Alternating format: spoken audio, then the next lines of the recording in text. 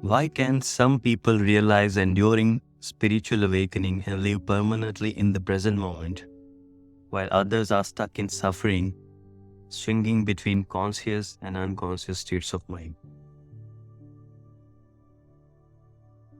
My name is Vohra. I've had a profound shift in consciousness back in the year 2008. And suddenly, the person I thought I am for my whole life wasn't really who am I. Whatever resonated with me before was not resonating with me anymore. My career, my habits, relationship, inclinations, likings all fell apart.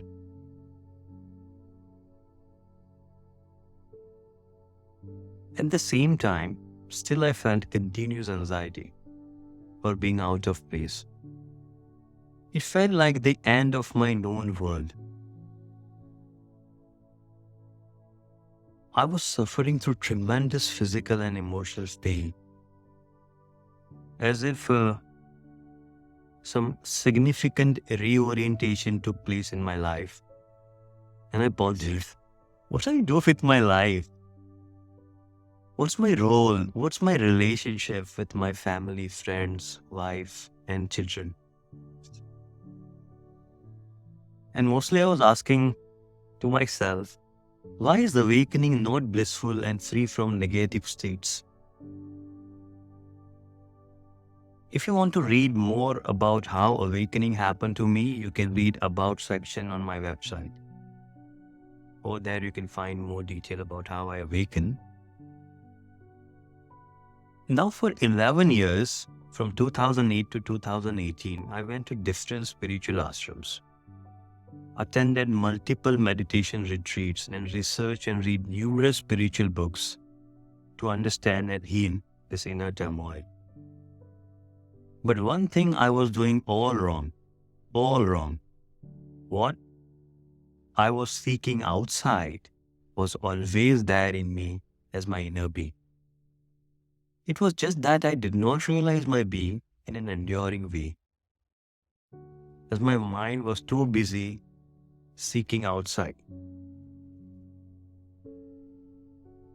Some of the books from the spiritual teacher like Ramana Maharshi, Eckhart Tolle, Adhyasanti, Krishnamurti, and Swami Vivekanand helped me.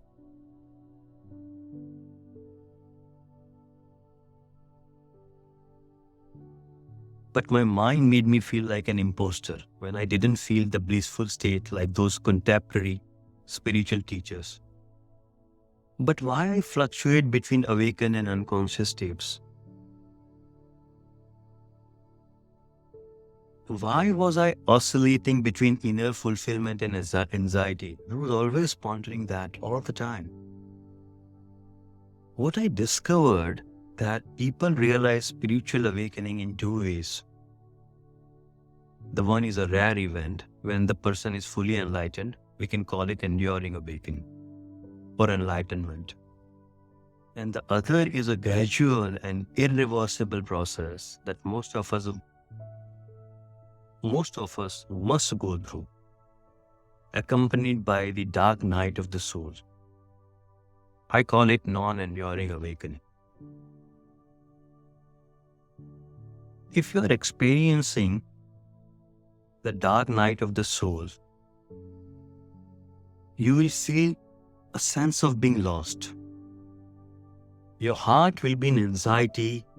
Your world with its known habits and conditioning is coming to an end.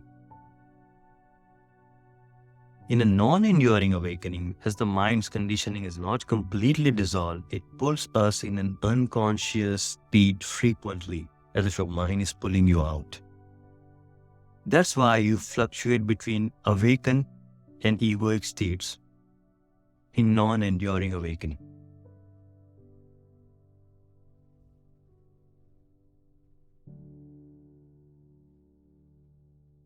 Whether you have been bestowed with an enduring awakening or non-enduring awakening depends upon your karmic load, and like what kind of karmic load you have.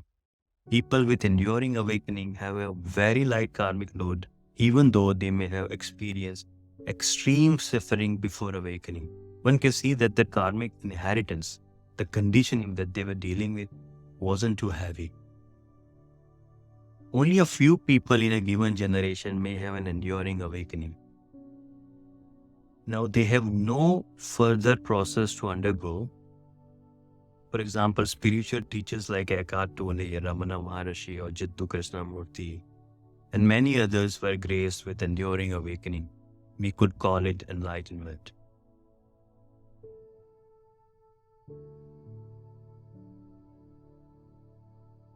As far as we all are concerned, we are going through a non-enduring awakening that differs in state of awareness for different people. So everybody has a relative awareness, some more, some high state, some low state. So the question is, can you do anything about your past karma and transcend it to realize enduring awakening? Your karma basically means all the people and situations you encounter in this world. It does no good to grieve over your karma, whether you think you are carrying a lot of karma or not.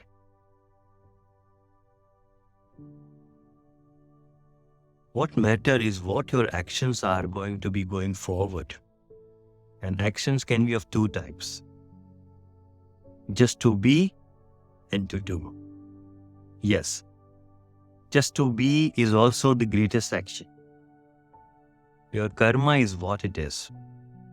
Karmic load doesn't have much to do with whether we can awaken,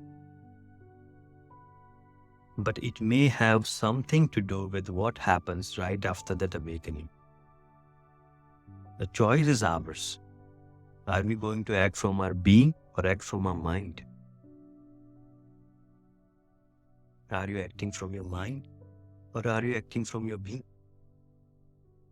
The point is, once you are conscious and realize our inner being, when mind is executing our karmic tendencies, we can transcend that karma with our awareness.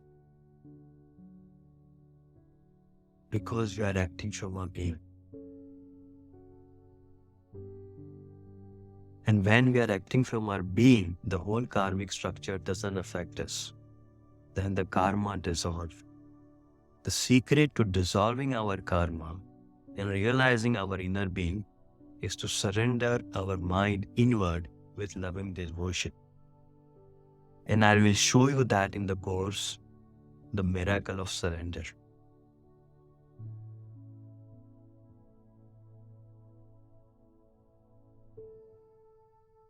I'll explain all the karmic laws, enduring and non-enduring awakening, the dark night of the soul, and how to surrender your mind to being in my course, The Miracle of Surrender.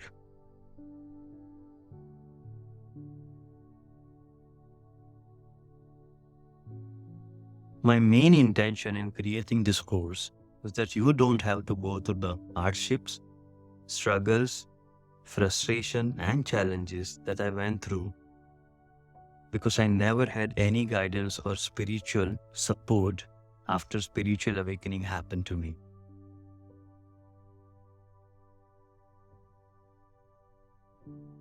This course will show you the direct way to spiritual awakening. This course will teach you how to live in the present moment so you don't get anxious while you are engaged in the world doing your day-to-day activities.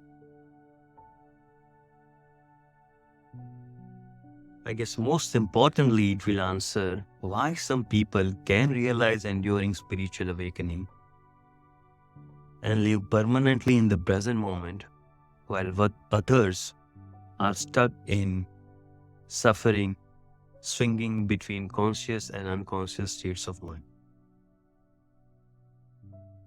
Allow me to be your guide, and I show you how to manifest the miracle of surrender.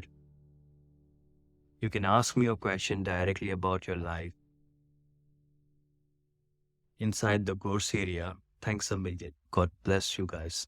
Thank you so much.